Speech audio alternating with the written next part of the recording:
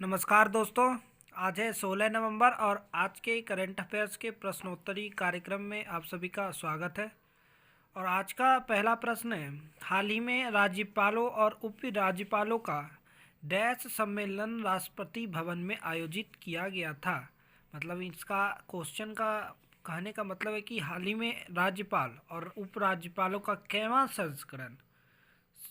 कैमा सम्मेलन राष्ट्रपति भवन में आयोजित किया गया था। आपका पहला ऑप्शन है 49वां, दूसरा है 50वां और तीसरा है 51वां और चौथा है 52वां। इसका सही उत्तर होगा 51वां।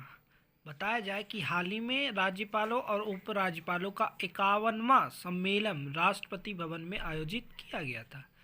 आज का आपका दूसरा प्रश्न है, हाल ही में एनटीपीसी ने अक्षय ऊर्जा के क्षेत्र में सहयोग के लिए किसके साथ समझौता किया गया है।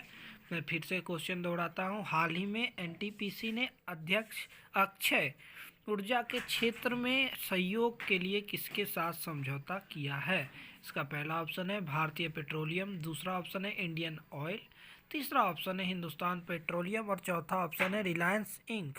इसका सही उत्तर होगा इंडियन ऑयल। आज का आपका तीसरा प्रश्न है, हाल ही में नेशनल एजुकेशन डे राष्ट्रीय शिक्षा दिवस किस दिन मनाया गया है। इसका पहला ऑप्शन है 12 नवंबर, दूसरा 11 नवंबर, तीसरा 14 नवंबर और चौथा 13 नवंबर। इसका सही उत्तर होगा 11 नवंबर।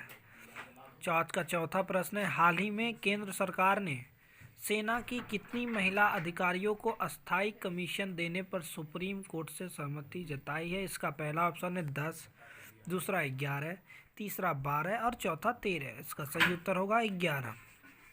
भारत के वरुण ठक्कर और केसी गणपति ने ओमान में एशियाई 49 ईयर नौकायान चैंपियनशिप में कौन सा पदक जीता है। इसका पहला ऑप्शन है स्वर्ण पदक, दूसरा रजत पदक, तीसरा कांस्य पदक या चौथा इनमें से कोई नहीं। इसका सही उत्तर होगा स्वर्ण पदक।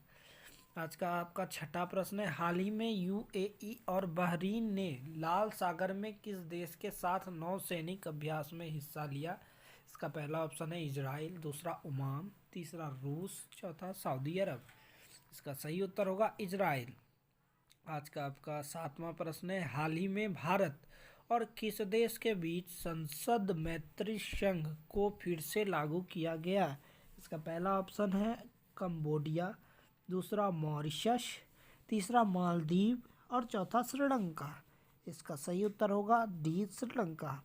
हाल ही में आज का आपका आठवां प्रश्न है, हाल ही में किस केंद्रीय मंत्री ने एक ऑनलाइन प्लेटफॉर्म लॉन्च किया जिसके माध्यम से विमानन नियामक डीजीसीए पायलट लाइसेंसिंग और मेडिकल परीक्षा सहित अपनी 298 सेवा प्रदान करेगा।